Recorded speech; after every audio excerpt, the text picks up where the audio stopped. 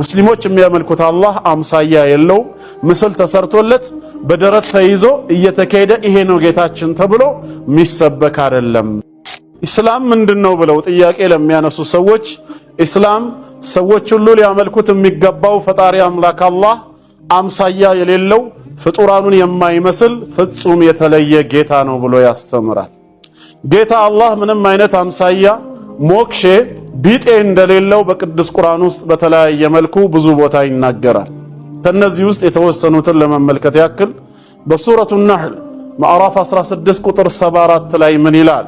ፈላ ተድሪቡ ሊላሂ ልአምሳል ለአላህ አምሳያዎችን አታድርጉ ይላል። ኢነላሃ ያዕለሙ አላህ አምሳያ እንደሌለው ያውቃል። ወአንቱም ላ ተዕለሙን እናንተ ግን አታውቁምና ለአላህ አምሳያን ከማድረግ ተቆጠቡ አታድርጉ ነው የሚለው። ጌታችን ፈጽሞ አምሳያ የለውምና። ሱረቱ መርየም ማዕራፍ 19 ቁጥር 65 ላይ እንደዚሁ ረቡ ሰማዋት ወልአርድ አላህ ማለት የሰማያትና የምድር ጌታ ነው። ወማ በይነሁማ እንዲሁም በመካከላቸው ላለው ፍጥረት ሁሉ አላህ ጌታ ነው፣ ተንከባካቢ ነው። ፈዕቡድሁ ስለዚህ እሱን ብቻ ተገዛ፣ እሱን በማምለክ ላይም ጽና።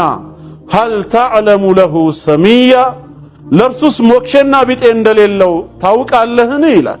እወቅ እያለ ነው። አላህ ሞክሼ ቢጤ በፍጹም የለውም ብሎ ነው የሚያስተምረው።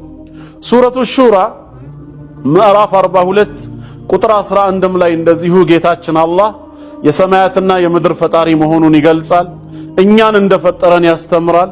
ከጎኖቻችን ሴቶችን እንደፈጠረልን ይገልጽና የዘራኡኩም ፊህ በዚህም ሰበብ ሁላችሁንም ያበዛችኋል ይላል። በወንድና ሴት ግንኙነት አማካኝነት ያንን ከገለጸ በኋላ ስለራሱ ሲነግረን ለይሰ ከሚስሊሂ ሸይ ይላል።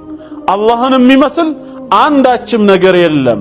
ወሁወ ሰሚዑል በሲር እርሱ ተመልካችና ሰሚ ነው ይላል። ጌታችን ሰሚ ነው፣ መስማት ባህሪው የሆነ አምላክ ነው። ጌታችን ተመልካች ነው፣ ማየት ባህሪው የሆነ አምላክ ነው።